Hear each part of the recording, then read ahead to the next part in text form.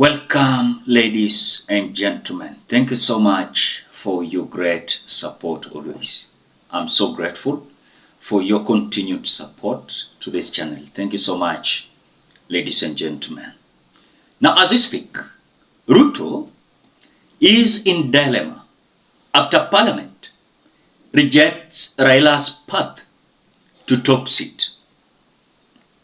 Now, as we speak, Raila Odinga's demands on the full implementation of the National Dialogue Committee NADCO report, which of course introduces the leader of opposition and the Prime Minister offices, may be at all order according to the joint report by the National Assembly and the Senate Committee.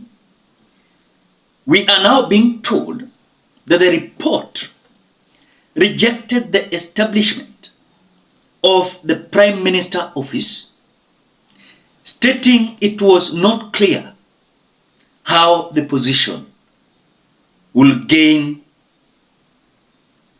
and of course will align with the presidential system of governance, or rather of government, and the functions of the office of the Deputy President of the Republic of Kenya. Ladies and gentlemen, before we continue, as you always do, ensure you like the video. When you like the video, you automatically support the work that I'm doing in this channel, because sometimes you watch and you forget liking the video. So I'm just reminding you, as you watch, consider liking this video. Thank you so much for that like. Thank you so much. Now, Kenyans, according to the Joint Committee, in the report that was received on January 16th, maintained that the proposals will alter the country's governance structure. And this is something that you've seen. Some Akina Cherargei and Aaron Cheruiyot, they are pushing for Raila Odinga to have a position called Prime Minister. No? So the National Assembly Committee on Justice and Legal Affairs and the Senate's Justice, Legal Affairs and Human Rights Committee also pointed out that the term minister was not recognized by the Constitution of the Republic of Kenya. And so they started saying the president has powers to organize his cabinet, including designating a cabinet secretary as a prime cabinet secretary, without the need for a constitutional amendment. Further, enshrining the position in the Constitution will make it mandatory for a president to appoint a prime cabinet secretary, which ought to be left to the discretion of the president alone, not even referendum or even amendment of any article of the Constitution. That is what the report is saying. But now, Kenyans, on the proposal to create the office of the leader of the opposition and two deputies by amending the Article 137(3) of the Constitution, the committee, both in the Senate and the National Assembly, maintained that there was no provision on whether the position will be a public or state office. Are you getting it clear? And in which arm of the government it will be domiciled. In other words, the position of Prime Minister and again the position of opposition leader. Remember, Prime Minister is having two deputies. Opposition leader is having two deputies. And they said this: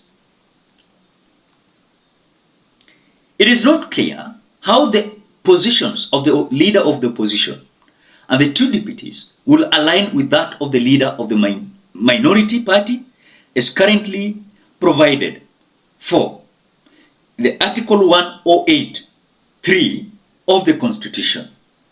Introducing such an office will profoundly alter the functions of the parliament and of course the country's system of governance, and undermine the current presidential system, because the Constitution doesn't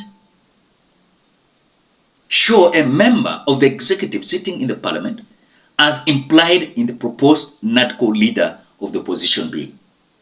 In other words, when the opposition leader is being, of course, the position is being created, remember, he will be in the National Assembly.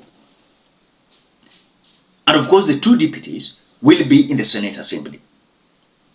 The question we are having, when the opposition leader is going to be in the Parliament, National Assembly, and deputies in the Senate Assembly, what is the role of the majority leader in the National Assembly, minority leader in the National Assembly, again the minority and majority leader in the Senate Assembly?